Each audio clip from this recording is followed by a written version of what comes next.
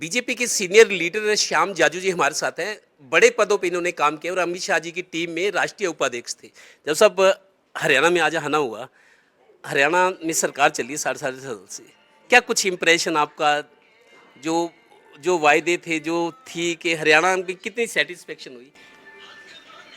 नरेंद्र मोदी जी के नेतृत्व में जब से दिल्ली में 2014 से सरकार बनी है, तब से केंद्र सरकार हो या बीजेपी रूल्ड कोई भी स्टेट्स हो, अलायंस की सरकार हो, उस सरकार की अचीवमेंट से जनता बड़ी खुश है। देश ने पहली बार देखा है आज़ादी का अमृत महोत्सव मन रहा है, और ऐसे अमृत महोत्सव में किसी इंटरनेशनल युद्ध रुक कर वहाँ पर तिरंगा लेकर आदमी यहाँ पर पहुँच रहा है और उनको सुरक्षित लाया जा रहा है। ये देश ने पहली बार देखा है। अभी मैं दिल्ली से आ रहा था, आपका ये रोड नहीं, पूरा देश का इंफ्रास्ट्रक्चर का काम जितना बड़ा पैमाने पे हो रहा है, वैक्सीन का काम कर कर जिस प्रकार का इतिहास विश्व में रचाया है। और अभी अभी की परसों की बात, देश के प्रधानमंत्री मोदी जी जब विदेश के टूर पर थे, तो वहाँ यूरोपियन देशों के 9 देशों के प्रधानमंत्री उनका टाइम मांग रहे हैं। हम हरियाणा की बात करते हैं। हरियाणा में जब चुनाव हुए 2014 में, 2019 में, गुड गवर्नेंस और जीरो टॉलरेंस एट करप्शन दो बड़े वायदे थे जिससे लोग आकर्षित भी हुए और थंपिंग मेजोरिटी मिली। लेकिन अब थोड़ा सा ज़मीनी हकीकत की बात करें तो समस्याएं बहुत सारी है, लोगों में नाराज़गी है।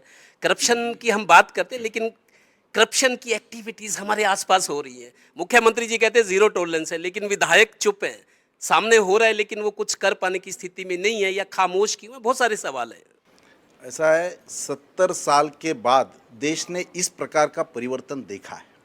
ब्यूरोक्रेसी सब पुरानी है, लोगों की उम्मीदें इतनी ज़्यादा है, सरकार ईमानदारी से अपना काम कर रही है। ज़्यादा से ज़्यादा जनता से जुड़े हुए लोग होने के कारण आज पार्टी सत्ता में आई है। जहाँ तक करप्शन का सवाल है, छोटे मोटे पैमाने पे क्या होगा मुझे मालूम नहीं। आज देश में करप्शन ये मुद्दा चर्चा का रहा नहीं। अभी अभी जो चुनाव हुए 5 राज्यों के, करप्शन का मुद्दा नहीं था कई चर्चा में, तो ये पहली बार इतनी बड़ी अचीवमेंट है। दो चीज़ें हैं जो ज़मीन पर है, जिसको हम महसूस कर सकते हैं। महंगाई से लोग बहुत त्रस्त हैं। आज भी, कल भी, जैसे 50 रुपये सिलेंडर के रेट पर बहुत लोग दुखी हैं, लेकिन उनका बस नहीं है, वो रो सकते हैं खाली, ऐसा हो रहा है। दूसरा, बेरोजगारी बड़ा इशू बन गया है। CMIE जो एक संस्था है, बेरोजगारी पर अपनी रिपोर्ट देती है, रैंकिंग करती है। लगातार हरियाणा बेरोजगारी में नंबर 1 है। अगर हम आंकड़ों को झूठा बताएं तो लगता है वो राजनीति है। नहीं, ऐसा है, समस्या नहीं है ऐसा मैं नहीं कह रहा हूँ, पर आज कोरोना के कार्यकाल में अच्छी अच्छी इकोनॉमी वाले देश भी आज नेस्तनाबूद हो गए।